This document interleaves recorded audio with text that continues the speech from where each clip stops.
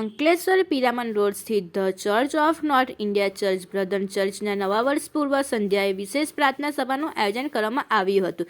ચર્ચને રંગબેરંગી લાઇટો, ક્રિસમસથી તારાઓ અને ચમકતી લાઇટોથી આકર્ષણ કરી શણગારવામાં આવ્યો હતો. આ પ્રસંગે ખ્રિસ્તી સમાજના લોકોએ તેમના પરિવારજનો સાથે મોટી સંખ્યામાં ચર્ચમાં પહોંચ્યા હતા. લોકોએ મીણબત્તીઓ પ્રગટાવી પ્રભુ ઈશને સ્મરી પ્રાર્થનાઓ કરી હતી અને એકબીજાને નવા વર્ષની શુભેચ્છાઓ પાઠવી હતી. આ અંગે અંકલેશ્વર CNI મંદિરના ફાસ્ટર રમેશભાઈ કટારાએ જણાવ્યું હતું કે પ્રભુ ઈસુ ખ્રિસ્તને સમગ્ર વિશ્વને શાંતિ, પ્રેમ અને ભાઈચારાનો સંદેશ આપ્યો છે.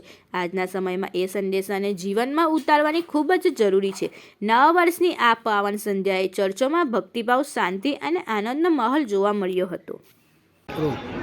મારું નામ રેવરન્ડ રમેશ કટારા છે.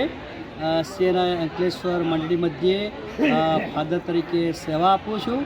આજે 2026નું વર્ષ એટલે નવું વર્ષ છે, તેથી અમને ખૂબ જ આનંદ થાય છે અને અમે સૌ ખ્રિસ્તી સમુદાયોના ભાઈ બહેનો, ઈસુ સંઘના ભાઈ બહેનો બહુ આનંદથી 2026નું વર્ષ ઉજવી શક્યા છે. માટે ઈશ્વરનો અમે ખૂબ જ આભાર માનીએ છીએ.